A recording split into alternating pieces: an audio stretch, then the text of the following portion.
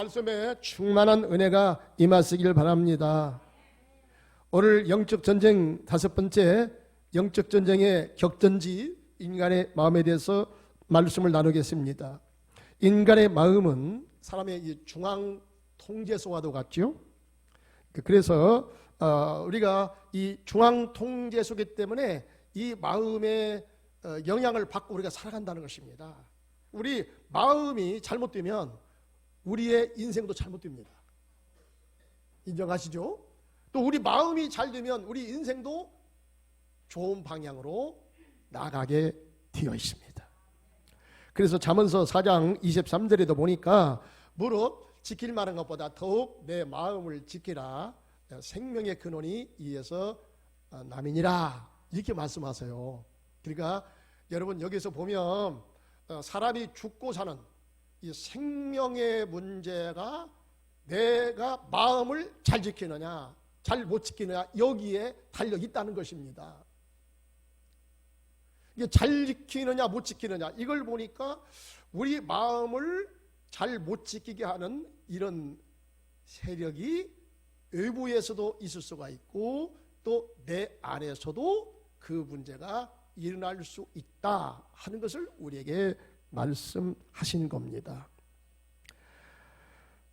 그래서 여러분 우리의 장래의 문제, 우리의 인생의 문제는 우리가 마음 관리를 어떻게 하느냐, 내 마음 관리를 어떻게 하느냐 여기에 따라서 달라지게 된다는 사실입니다. 그러니까 마음 관리를 잘 하셔야 되겠죠. 이것을 사탄도 잘 알고 있어요. 그래서 사탄은 이 마음 부분에 아주 집중 공격을 하고 있습니다. 집중 공격을 해요. 물론 하나님도 그렇지만 그래서 여러분 인간의 마음은 쟁탈전이 벌어지고 있어요. 쟁탈전. 서로 유리한 이 고지를 점하기 위해서 하나님도 뺏기지 않으려고 그러고 여러분 원수 마귀도 호시탐탐 노리고 우리 마음을 빼앗아서 내 마음을 타락시키고 나를 잘못된 길로 인도해서 여러분 나를 자기의 부하로 삼고 자기의 악한 종으로 삼아서 그렇게 나를 씌워먹다가 나를 지옥으로 이끌어 가려고 그러는 것입니다. 사도 바울조차도 자신의 마음속에서 벌어지는 이 영적 전쟁의 치열함을 그가 경험했습니다. 그래서 우리가 오늘 읽었던 이 본문의 말씀도 보면 로마서 7장 23절에 보니까 내 지체 속에서 한 다른 법이 내 마음의 법과 싸워 내 지체 속에 있는 죄의 법으로 나를 사로잡아 오는 것을 보는도다. 이렇게 말씀을 하십니다. 여기 사로잡아 온다, 나를 사로잡아 온다, 이 단어는 이렇게 성서 주적자들이 말하는 분이 계세요. 그 로마 시대에 여러분 사도 바울이 그걸 봤다는 거예요. 로마 시대에 이 죄인을 사형을 시킬 때에 예수님처럼 십자가에다가 매달아서 죽게 하는 방법도 있고 또 한 가지 지독한 방법이 있는데 그것은 여러분 죽은 송장 있잖아요. 송장 막 냄새가 나고 막 진물이 나고 이 송장 갖다가요 생사람을 갖다가 죄인을 갖다가 거기서 묶어 동아줄로 묶어가지고 나무에다가 매달아 주는 거야. 그러니까 이것은 이제 거기서 밥도 안 주고 물론 이제 그래서 여러분 그 송장에서 나오는 그 냄새 그 썩는 뭐 이런 뭐 고름 이런 것들이 그 사람한테 흘러가가지고 같이 이제 더불어서 죽게 되는 거예요. 이게 얼마나 무섭고 얼마나 이게 지독한 방법입니까? 지금 바울은 그것을 연상하고 있습니다. 예수 믿어서 내 마음이 예수 안 믿을 때는 모르겠는데 예수를 믿어보니까 성령의 법이 죄 법과 충돌을 하더라. 그런데 내가 은혜가 약하고요 기도가 약하고 여러분 은혜 받는 이 열기가 약하면 어떻게 되는입니까? 죄의 그 면역력이 떨어져 가지고요 면역 떨어지면 죄라는 이 바이러스가 침투해 들어올 때에 우리가 막아낼 수 없어요. 그러면 잡히는 거예요. 응? 잡히는 건. 이 코로나 바이러스가 여러분 강력하기 때문에 이제 우리 몸에 이 면역력이 체계로서는 감당이 안 되기 때문에 결국에 그 균이 들어오면은 우리가 그 병에 걸리는 게 아니겠습니까? 그러죠? 더군다나 이제 물론 오미크론은 조금 약하다고 합니다만은 델타 같은 경우는 우리 폐로 침범해 들어가면요 굉장히 어렵잖아요. 왜 그렇습니까? 이 면역이 약하기 때문에 그 병에 의해서 우리가 잡히는 거예요. 먹히는 겁니다. 마찬가지요. 여러분 우리가 예수 믿고 난 다음에 성령의 생명의 법이 이제 내 안에 들어왔어요. 그래서 이제 기존에 있던 이 죄의 법과 싸워서 우리가 은혜 받고 성령 충만하고 말씀의 은혜를 받고 기도가 뜨거울 때는 여러분 생명의 법이 죄의 법을 누르기 때문에 아무리 죄의 법을 통해서 원수마귀가 나를 어떻게 해보려고 해도 여러분 우리는 그 시험에 걸려들지 않고 믿음으로 승리하는 성도가 될 줄 믿습니다. 물론 이제 불가피하게 우리가 이 땅 살아가는 동안에 우리가 예수 믿은 다음에 이런 영적인 갈등이 있고 영적인 내적인 마음의 싸움이 여러분 있을 때에 어떻게 생각하면 아이고 내가 괜히 예수 믿었는가, 그냥 예수 안 믿었으면 이런 꼴도 안 보고 내 마음에 뭐 죄를 짓던 말던 간에 그렇게 그냥 죄를 짓고 살면서 평안하게 그래도 살고 이렇게 살 텐데 아이고 예수 믿고 보니까 양심이라는 것이 생겨가지고 거룩한 하나님의 양심이 생겨가지고 내가 옛날처럼 살아갈 때 내 마음이 힘들고 괴롭고 내가 괜히 예수 믿었는가? 여러분 이렇게 생각하는 사람은 그게 굉장히 그 잘못된 생각입니다. 왜 그러냐면 여러분 우리는 이런 갈등을 통해서 우리의 영성이 점점 주님을 닮아가게 될 줄 믿습니다. 이런 갈등을 통해서 우리가 죄를 깨닫게 되고요, 나를 인식하게 되고 내가 저 하나님 앞에 가까이 가야 되겠구나, 내가 믿음으로 더 굳게 서야 되겠구나. 여러분 이런 생각 가지고 나갈 때에 어느샌가 내 영성이 주님을 닮은 영성이 되어 이 땅에서도 영의 사람이 되어서 여러분 우리의 삶에서 은혜가 충만할 뿐만 아니라 우리는 이 땅에서 삶을 마친 다음에 저 영원한 영생 천국에 들어가서 주님과 더불어 영원한 하늘의 축복을 누리고 살게 될 줄 믿습니다. 그러니까 예수 믿은 것이 얼마나 잘했는지 몰라요. 그러나 어쩔 수 없이 여러분 우리는 이 땅에 살아갈 동안에 이 죄의 법과 성령의 법이 내 안에서 갈등을 빚곤 한다. 여러분 사도 바울도 대성자인 사도 바울도 그랬으니 나라고 예외가 되지는 않겠죠. 여러분 우리도 이런 내적인 싸움이 있을 수가 있습니다. 심각해집니다. 그러니까 심각하지는 마세요. 하나님께서요 우리가 이것들을 영적인 이 내적 마음의 전투에서 우리에게 승리하는 비결을 주님께서 가르쳐 주시기 때문인 것입니다. 그래서 오늘 저는 이 우리 마음을 공격하는데 두 가지 영역에서 치열한 싸움을 벌이게 되는데, 첫째는 생각의 영역이요, 둘째는 말의 영역입니다. 이 두 가지를 하려면요 굉장히 시간이 많이 걸려요. 그래서 저는 말의 이 영역에 대해서는 다음번에 말씀을 전하기로 하고요, 오늘은 생각에 대한 영역에 대해서만 이것도 많이 뺍니다. 이제 집에 가서 책을 읽어보시기 바랍니다. 제가 그 지은 책을 읽어보시면 또 더 정확하게 알 수가 있습니다. 상학원의 인간의 마음에 대해서, 영적 전투에 대해서 말씀을 제가 거기서 했습니다. 자, 오늘 이 생각의 영역입니다. 로마서 8장 6절에서 7절까지 보니까 이렇게 말씀이 기록됩니다. 자, 우리 한번 여기 띄워주니까 같이 한번 읽어보죠. 시작. 육신의 생각은 사망이요 영의 생각은 생명과 평안이니라. 육신의 생각은 하나님과 원수가 되나니 이는 하나님의 법에 굴복하지 아니할 뿐만 아니라 할 수도 없음이라. 아멘. 아멘. 자, 우리 그리스도인들은 크게 두 가지를 생각으로 나누어서 갈등을 겪는다 그래요. 첫째는 로마서 7장에도 말씀드렸지만은 여기는 또 다르게 이렇게 됩니다. 육신의 생각, 마음의 생각. 로마서 7장에서는 죄의 법, 하나님의 법. 같은 얘기인데 이렇게 좀 단어만 조금 다릅니다. 자, 사람의 마음에는요, 육신의 생각이 들어올 수가 있고 영의 생각이 들어올 수가 있어요. 그런데 이 결과는 너무나 끔찍하죠. 결과는 엄청난 차이입니다. 자, 우선 영의 생각은 결과가 어떻습니까? 우리에게 생명과 평안을 가져다 줍니다.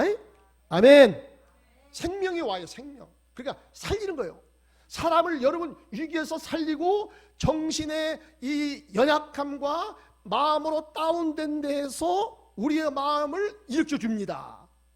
살 수 있는 소망을 줍니다. 믿음을 줍니다. 긍정적인 생각을 줍니다.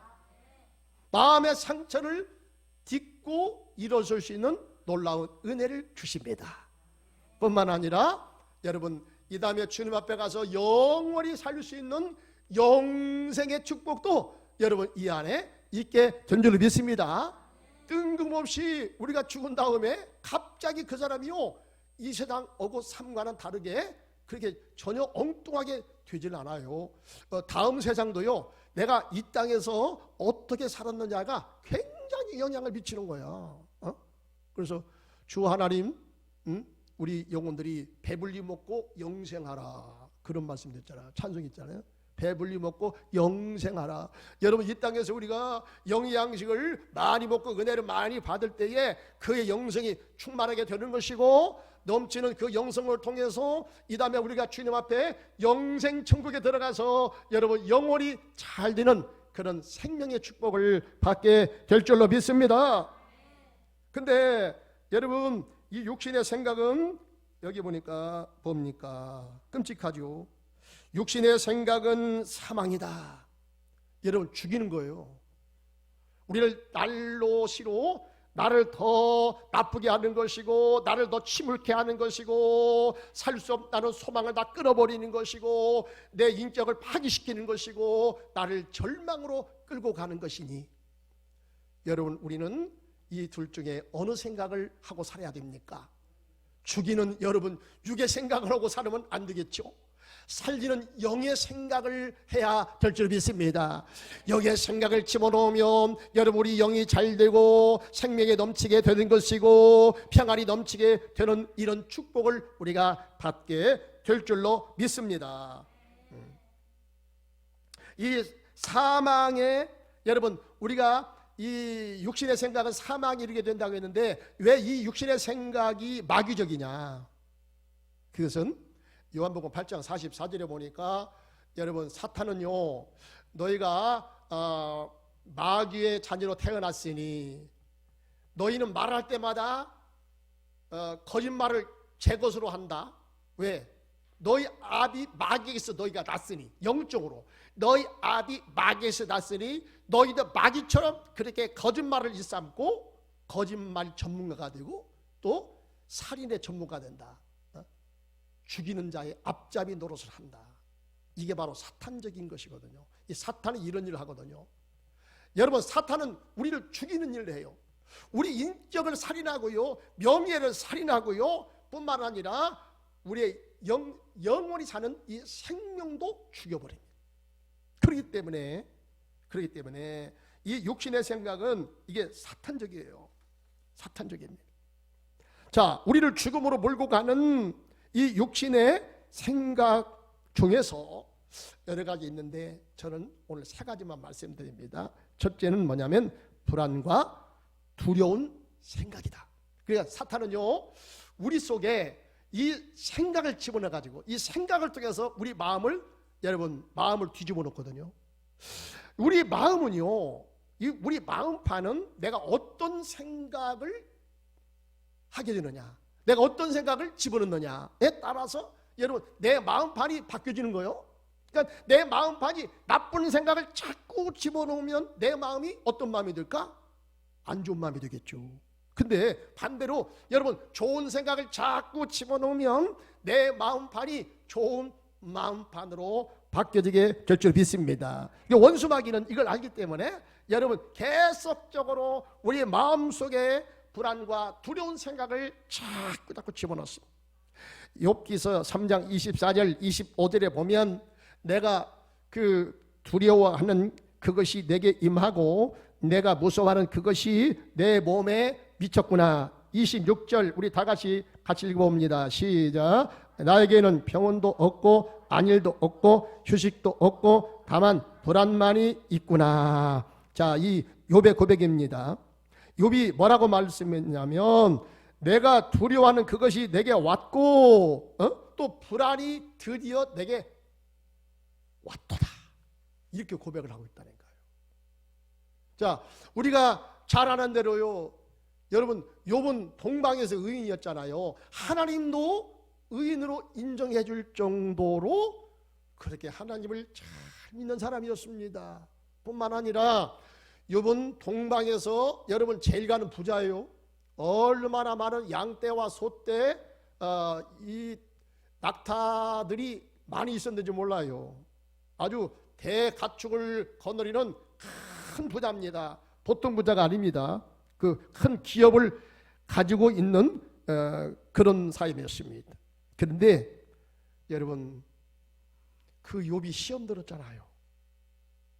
사탄이 찾아와서 여러분 결국 어떻게 됩니까? 욥의 재산이 다 거덜났어요. 약탈자들한테 다 뺏겨버렸습니다. 그리고 10자녀가 하루아침에 다 죽었습니다. 생때 같던 자녀들이 다 죽었어요. 생각해보세요.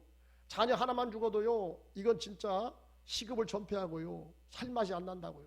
그런데 10자녀가 한꺼번에 다 죽어버렸으니 무슨 소망이 있겠습니까? 무슨 소망이 있겠어요? 거기다가 자기 몸까지 병이 들었어요. 그러니까 자기 아내도 이제 막 그 무시하고 조롱하고 죽어버리라고. 차라리 당신 죽어버려. 그것이 속이 편해갔어. 여러분 이 정도까지 됐어요. 완전히 인생 거덜났습니다. 가정이 다 쑥대밭 되어버렸습니다. 뭐 때문에? 원수마귀 사탄이 개입해서 그렇게 됐어요. 그런데 여러분 저도요 이 말씀을 제대로 깨닫기 전까지는 제가 어렸을 때부터 이 말씀을 들을 때 욥은 까닭 없이 당했기 때문에 우리 성도들도 어떤 데는 까닭 없는 그 알 수 없는 재앙으로 인해서 이렇게 시험 당할 때에 욥처럼 그 시험에 들지 않고 주신 자도 여호와시요 취한 자도 여호와시니 여호와 하나님만이 찬송을 받을지어다. 이렇게 끝까지 믿음으로 갔더니 결국에 42장에 가서 욥이 다시 복을 회복했더라. 그런데요 여러분 그렇게만 들으면 이게 큰 그 어려움을 이 성경에서 해결할 길이 없어요. 차라리 그러면 사람들이 이렇게 생각할지 몰라요. 저 불교가 가지고 전생의 업보교리를 가지고 그 믿으면 차라리 그래도 마음이 좀 편치 않겠느냐. 네가 전생에 그랬으니까 네가 당하는 거 싸. 올다 네가 있게 되는 것이 전생의 업보여. 그러니까 그래요? 그래가지고 좀 위안이 된다 이거야. 여러분 성경에서요 이걸 해결하지 않으면 안 돼요. 왜 이렇게 까닭 없이 당할 정도로 왜 그렇게 어려운 문제가 생깁니까? 왜 그렇습니까? 오늘 욥기서에서 분명히 말씀해요. 우리가 이걸 알아야 돼요. 이걸 모르면요 욥기서 이걸 모르면요 하나님을 오해합니다. 그리고 까닭 없이 당한다고 하는 이런 고통 앞에서 우리가 속수무책입니다. 뭐라고 대답하겠습니까? 그냥 하나님의 뜻이요. 그냥 믿고 가. 여러분 이렇게 한다고 해서 해결됩니까? 아니에요. 이 문제 해결돼야 돼요. 성경에서 분명히 말씀했어요. 여러분 이것은요 까닭 없이 된 것이 아니라 우리 돈으로 보이지 않지만 원수마귀 사탄에 의해서 개입해서 이렇게 된 것인데 그러나 사탄이 아무렇지도 않은 사람 아무나 여러분 사탄이 그렇게 공격합니까? 아닙니다. 공격할 만한 이유가 있어요. 공격할 만한 이유. 그러니까 사탄이 우는 사자와 같이 두루다니며 삼킬자를 찾는다고 했기 때문에 아무나 여러분 두루다니면서 아무나 공격합니까? 잘못하면 사탄도 당해요. 믿음의 사람들한테요 사탄이 봉별나가고 쫓겨나가요. 예수님한테 여러분 달라들었다가 아주 박살나고 쫓겨나갔잖아요. 어? 아주 본전도 못 찾았어요. 그러니까 아무한테나 이렇게 덤비겠냐고. 덤빌 만한 사람한테 덤비겠지. 그러니까 여기서 보니까 여러분 욥이 벌써 빌미를 제공한 거야. 빌미를 제공해. 여기 보니까 내가 두려워하는 그것이 내게 임했다. 내가 불안 가운데 떨었던 것이 드디어 내게 왔구만. 이렇게 말하고 있는 거예요. 자, 그러면 어떤 두려움이고 어떤 불안이었겠습니까?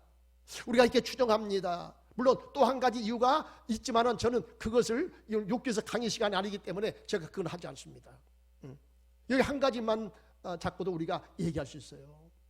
욥은요 아주 재산이 많았기 때문에 이 재산 관리가 굉장히 힘들었고 어려웠던 거예요.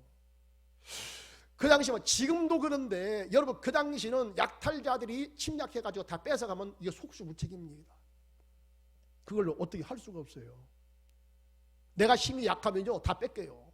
그러니 이 많은 가축을 거느리면서 욥이 얼마나 고민이 많았던가 몰라요. 이 많던 이 가축이 이 내 재산이 다 뺏겨지면 어떻게 되겠는가. 그 다음에 욥은 신앙생활을 잘했음에도 불구하고 욥의 마음속에 불안이 있어요. 어떤 불안이 있냐. 이 내 많은 이 자식들이 일생기면 어떻게 하지? 평생에서 죽으면 어떻게 하지? 이런 생각이 들어왔다 이거야. 이런 생각이. 여러분 우리가 믿음 생활을 잘한다고 하면서도 어떤 데 보면 좀 엉뚱한 사람이 있거든요. 허점이 있어. 허점. 이게 바로 욥이 가진 허점이야. 그러니까 이런 불안과 이런 두려움 속에 있을 때에 여러분 원수마귀가 이 세상을 두루 다니며 내가 누구를 공격할까, 내가 누구를 삼킬까, 내가 누구를 나의 종으로 삼을까 이렇게 두루 다니며 살피다가 우리의 허점이 발견되면 여지없이 치고 들어와서 나를 넘어뜨린다는 사실입니다. 그렇기 때문에 여러분 우리가 우리라고 이런 불안의식, 공포의식, 두려움의식이 없었겠어요? 우리도 여러분 하루를 살면서 이런 생각들이 많이 들어올 수 있습니다. 그러나 이런 생각이 내 안에 자리 잡고 하는 것은 여러분 나의 책임이 있어요. 그런 생각, 좋은 생각, 나쁜 생각 하루면도 여러 생각들이 우리 머릿속을 스치고 지나가겠죠. 그러나 여러분 어느샌가 내 마음이 믿음이 조금 떨어지고 마음에 어떤 상처가 있다. 그런 사람은요 그 상처를 통해서 나의 믿음이 약함을 통해서 그 틈을 이용해서 여지없이 사탄이 공격해 들어올 수 있다는 사실입니다. 그러니까 이런 생각들을 우리가 여러분 막아내야 돼요. 막아내야 돼요. 들어오면 여러분 들어오는 순간에 이것을 막아내야 됩니다. 막아내지 못하면 큰일 나는 거예요. 내 안에서 여러분 들어와서 자리 잡고 거기서 이제 기총사를 하고 거기다가 이 불안과 두려움에 집을 짓게 되다 보면 진지가 딱 구축되면요 그때는 이제는 여러분 우리는 이제 큰일 나는 거예요. 완전히 사탄의 아지트가 돼가지고요 나가지도 않아. 이거 진짜 어려워요. 여러분 그런 단계에 들어가기 전에 우리가 조심해야 되는 것입니다.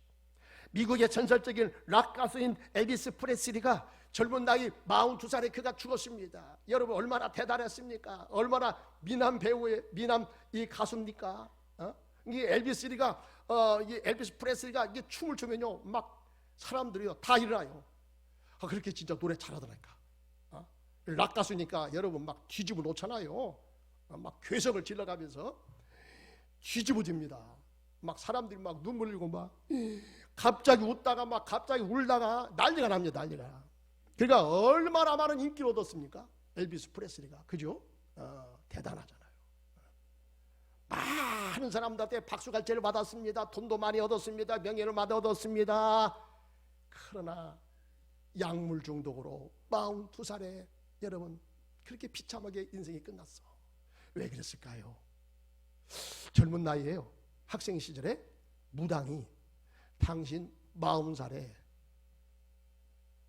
요절을 같아. 당신 단명이야. 이런 소리를 들었다. 이런 소리를 듣고 그 두려움이 떠나지 않습니다. 사람들은 잘한다 그러고 박수갈채를 보내고 돈을 많이 벌고 그런 인기를 많이 얻었지만은 여러분 이 불안 의식에서 그가 떠나질 않습니다. 계속해서 두려움이 찾아옵니다. 그래서 이제 잠이 안 옵니다. 그러니까 어떻게 합니까? 약을 먹습니다. 처음에는 투할, 이제 투할 가지고 말을 안 들어. 잠이 안 와. 그러니까 나중에 세 알 먹어, 네 알 먹어, 5달. 나중에는 마약까지 됐다고 하는 거죠. 그래서 이 약물 과다 중독으로 그만 비참하게 그가 죽고 말았어요. 그때의 나이가 42세라 진짜. 여러분, 우리가요, 내 운명이 그랬다 할지라도 우리가 예수 믿는 것이 왜 중요하냐? 여러분, 예수 믿는 것은요, 내 운명을 바꾸는 놀라운 역사가 여러분 이 믿음 안에 있습니다. 여러분, 하나님이 함께하면 여러분 이 두려움도 우리가 물리치게 되어 있습니다. 그런데 우리가 하나님을 향한 그 믿음이 적다, 부족하다 그러면 이 어둠이 엄습해 왔을 때, 이 불안의식이 내게 찾아왔을 때 그것을 내가 떨쳐버릴 수 있는 힘이 없어요. 그러니까 그 의식에 사로잡히게 되는 것입니다. 그래서 결국에 그 인생은 비참하게 끝나게 되는 것입니다. 여러분, 지금도 원수마귀는 우는 사자와 같이 두루 다니며 삼킬 자를 찾는다고 그랬습니다. 내가 누구를 삼킬까? 내가 누구를 공격할까? 여러분, 이렇게 살피고 있는데 우리는 원수마귀가 좋아하는, 쉽게 생각하는 그런 사람이 아니라 원수마귀가 굉장히 어렵게 생각하는, 고개를 갸우뚱하는 그런 성도가 되어야 될 줄로 믿습니다. 그 비결이 시편 40편 11절에 보니까 내 영혼아 내가 어찌하여 낙심하여 내가 어찌하여 내 속에서 불안을 하는가. 너는 하나님께 소망을 둬라. 나는 그가 나타나 도우심을 인하여 내 하나님을 여전히 찬송하리로다. 그랬더니요, 어느샌가 이 다윗도, 시편 기자 다윗도 그 어떤 일로 인해서 불안에 떨었습니다. 공포 가운데 떨었습니다. 우리도 믿음 생활을 하다가 여러분, 다윗이 얼마나 하나님을 잘 믿었어요? 우리도 예측 못합니다. 어느 순간인가 내게 이런 일이 내게 올 수가 있어요. 불안의식이 올 수 있습니다. 두려움의식이 올 수 있습니다. 건강으로, 또 우리 가정의 자녀를 통해서, 남편을 통해서 여러분 이 불안을, 우리가 의식을 가질 수가 있습니다. 내 미래에 대해서 굉장히 두려운 생각을 가질 수가 있습니다. 내가 이러다가 내가 젊은 날에 죽지는 않겠는가, 이런 생각들. 우리 집은 단명인데, 남자가 단명인데. 우리 아버지도 맨날 그런 소리 했거든요. 근데 우리 아버지는 뭐라고 말씀했냐면, 장로님이니까 딱 믿음으로 선포했거든요. 근데 나는 안 그럴 것 같다. 아버지 형제도 빨리 다 돌아가셨고, 우리 아버지 할아버지죠, 빨리 돌아가셨고. 그러니까 나도 그렇게 될 것 같은데, 나는 근데 예수 믿었잖아. 그러니까 나는 괜찮을 것 같아. 그러다가 아닌 게 아니라 20 몇 년 전에 그래도 70 이상까지 살았어요. 물론 사고 나서 좀 돌아가셨지만 그래도 살았어요. 그러면서 하는 말이 뭐라고 했냐면, 이제는 우리 집안에 남자들이 단명하는 것은 내대로 끝났다. 내가 믿음으로 끝내버렸다. 너희들은 괜찮을 것이다.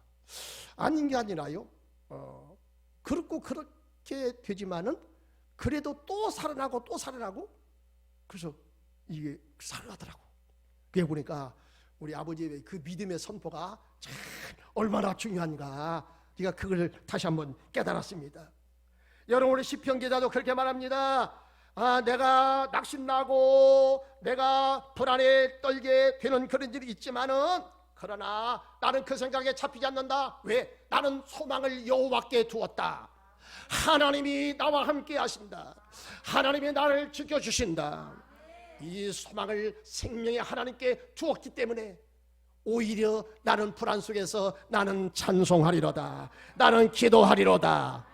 그랬더니 두려움이 어느샌가 다 떠나가더라는 거예요. 사랑하는 성도는 여러분, 내게 이 불안의식이 올 때, 내게 이 두려움이 올 때에 잡히지 말고, 그때 우리가 주님 앞에 찬송을 부르시기 바랍니다. 하나님께 소망을 두는 사람은 찬송이 나올 줄 믿습니다.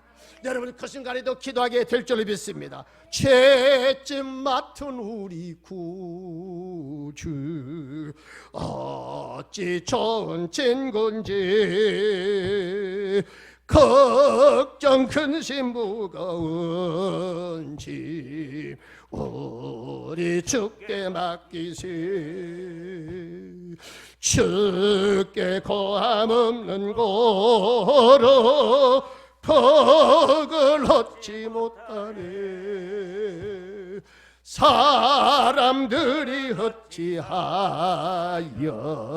알을 줄을 모를까. 아멘.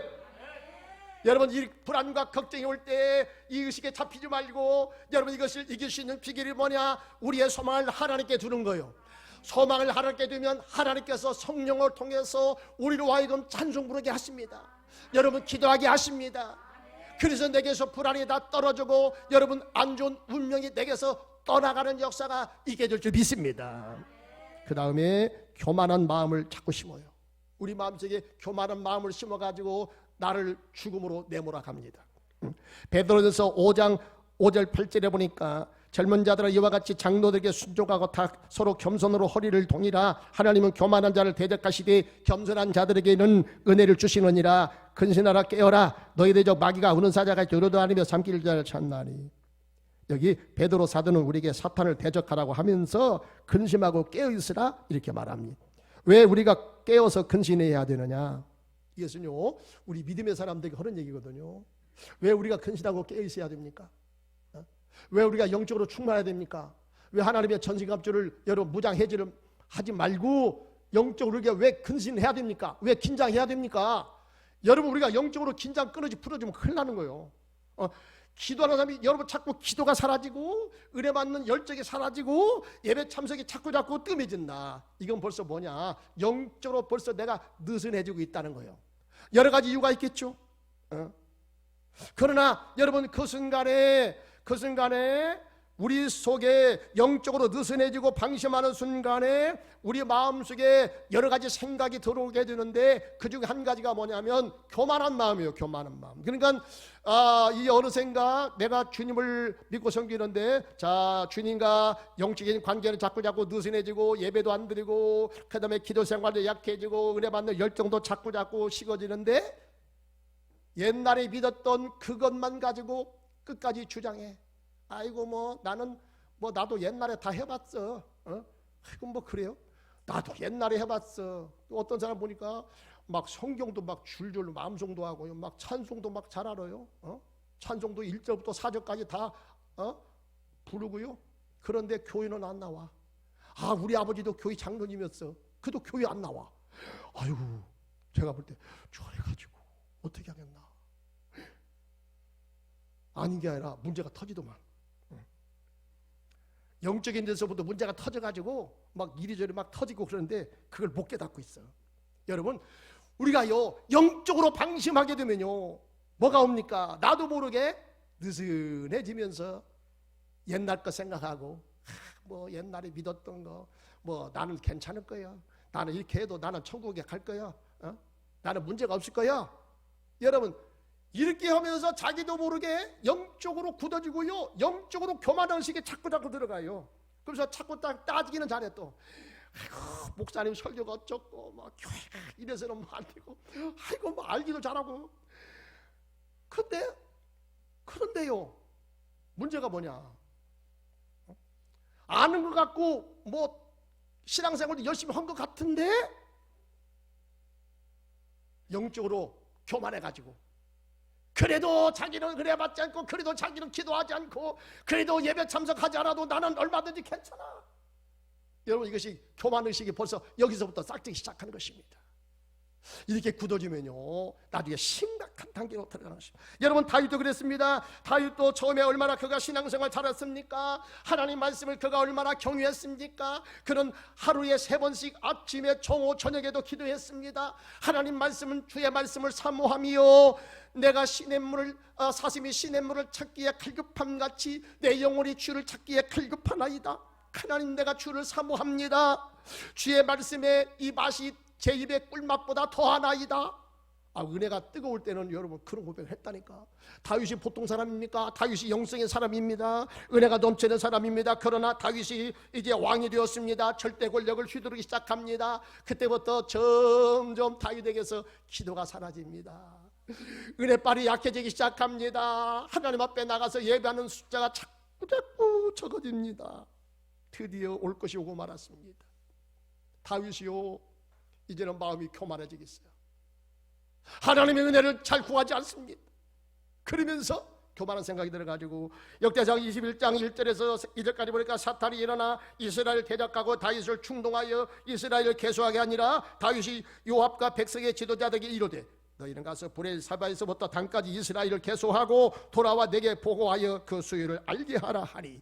그래서요, 다윗이 이제 교만에 빠져가지고 이제는 어떤 생각이 들었냐면 하나님의 은혜로 전쟁하는 때마다 다 승리하게 되었고, 그래서 그 주변의 국들이 다 이 다윗에게 와서 무릎 꿇었습니다. 다윗은 승승장구했습니다. 아주 다윗은 이스라엘의 최강국을 이루었습니다. 그러다 보니까 사람들이 잘한다 잘한다 잘한다 박수 쳐주니까 자기도 모르게 우쭐대기 시작했습니다. 자기가 우쭐대니까 여러분 이제 기도하지 않잖아요. 얼마든지 내 힘으로 내가 잘나서 이렇게 됐다고 생각하니까 어sen가 은혜 받는 것도 약하고 교회 나가는 것도 약하고 기도하는 것도 약해. 왜? 주 은혜 없이도 내 실력으로 이제는 내가 쌓은 업적으로 나는 얼마든지 부경화를 누리고 나는 얼마든지 잘 살 수가 있다는 이러한 교만한 의식을 갖기 시작하면서 드디어 올 것이 오고 말았습니다. 하나님께서요, 사탄을 통해 가지고 다윗을 충동질해 가지고 인고주사를 하겠다. 이것이 하나님 앞에 밉보여 가지고요, 하나님이 심판을 내리는데요, 여러 가지 것 중에 하나를 택하라 그랬죠. 그때 뭘 택했습니까? 3일간 전염병을 들게 해가지고 여러분 이스라엘 전역에 7만 명이 한꺼번에 죽어나가는 이런 불상사가 일어났습니다. 근데 여러분 다윗이 훌륭한 점이 바로 이거야. 다윗은요 이때 깨달았습니다. 아하, 내가 하나님에게서 멀어졌구나. 내가 은혜에서 멀어졌구나. 내가 기도하지 않았구나. 다윗은 깨달았습니다. 다윗은 무릎 꿇었습니다. 하나님 앞에 무릎 꿇었습니다. 하나님, 제가 잘못했습니다. 용서하여 주시옵소서. 이렇게 울며 불며 하나님 앞에 기도했더니 그 기도가 하늘 보좌에 상달되어서 하나님께서 전염병을 못게 했더라. 역대상 21장 12절 말씀. 여러분, 이게 겸손입니다. 사울 왕하고 다윗이 틀린 점이요, 바로 이 점이 틀리는 거야. 사울 왕은 교만해가지고 계속해서 나쁜 길로 갔습니다. 하나님을 대적했습니다. 말씀을 안 들었습니다. 다윗은요 영성의 사람이야, 은혜의 사람이야. 벌써 그렇기 때문에 자기를 알았어. 자기 허점을 알았어. 자기 약점을 알았어. 하나님과의 관계에서 뭐가 문제가 됐는 것을 다윗이 알았고 그 자리에서 무릎을 꿇었습니다. 인정했습니다. 용서를 구했습니다. 살 길이 열려지게 된 줄 믿습니다. 그렇기 때문에 베드로전서 5장 5절에 말합니다. 젊은 자들아 이와 같이 장로들에게 순복하고 다 서로 겸손으로 허리를 동이라. 하나님은 교만한 자를 대적하시고 겸손한 자에게는 은혜를 주신다.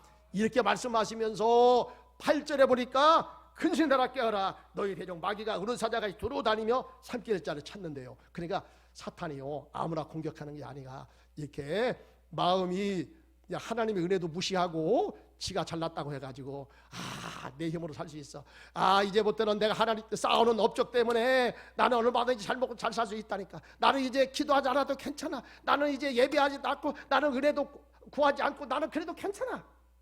여러분, 이런 마음이 벌써 교만으로 가기 시작하는 거예요. 이런 마음이 벌써 교만으로 가기 시작하는 거예요. 하나님은요 그런 사람을요 사탄에게 붙여가지고 혼쭐 나게 해서 그래도 못 깨달으면 그건 망하는 것이고, 그래도 다윗은 겸손하기 때문에 자기를 인정하고 자기를 시인하고 그 자리에서 무릎을 꿇었다는 거예요. 이게 바로 여러분 우리가 교만해질 때 사탄을 물리치는 방식이 바로 이것입니다. 그 자리에서 나의 잘못을 인정하시기 바랍니다. 나의 잘못을 인정하세요. 그럴 때요 원수 마귀는 들켰다 빨리 도망가기 쉬다 하면서 여러분 내게서 떠나가는 역사가 일어나게 될 줄 믿습니다. 이것도 눈치도 못 채가지고 영적으로 여러분 둔감해져 가지고요, 이것도 못 깨달아. 그래가지고 멋이 멋진가도 분별도 못 해가지고 계속해서 우쭐대다가 어떻게 합니까? 그려 너 잘한다 살딸이 계속해서 박수 쳐주고 계속해서 그렇게 가라. 너도 자존심 있잖냐? 무릎 꿇으면 네가 돼야? 자꾸 자존심을 부추겨서 나로 하여금 여러분 교만하게 만들어서 어떻게 합니까? 나를 망하게 만드는 거예요. 나를 망하게 망쳐버리는 거예요. 여러분, 우리가 그럴 때, 교만의식이 들어올 때 살 수 있는 비결이 뭡니까? 하나님 앞에서 우리는 겸손해야 될 줄 믿습니다. 무릎을 꿇어야 될 줄 믿습니다. 내가 이런 점에서 잘못했습니다, 제가 실수했습니다. 그러면 사탄이요, 이제는 들통났네, 이제는 빨리 도망가는 게 순해, 빨리 짐을 싸가지고 도망가요. 여러분, 우리가 하나님 말씀으로 여러분 그 앞에서 무릎을 꿇으시기 바랍니다. 그 앞에서 순종하시기 바랍니다. 겸손하시기 바랍니다. 원수마귀는 떠나가는 역사가 일어나게 될 줄로 믿습니다. 오늘 말씀은 여기까지만 하겠어요. 너무나 길기 때문에. 자, 예, 우리 다 같이 기도합니다. 하나님의 말씀, 하나님의 성품에 대해서 의심하게 해서 우리를 망하게 만든다. 이것은 다음번에 제가 전하겠어요. 계속적으로 사탄은 우리를 공격해 들어옵니다. 특별히 믿음의 사람들에게 내가 이렇게 기도했는데, 내가 이렇게 하나님을 순종했는데, 내가 이렇게 주님을 섬겼는데 왜 하나님은 나에게 이렇게 대하지? 너무나 나를 소홀하게 대하는 게 아니야? 나는 이렇게 하나님 앞에 충성한다고 했는데 왜 내 기도를 안 들어주시지? 여러분, 이때가 영적인 위기의 때입니다. 사탄은요, 그걸 알고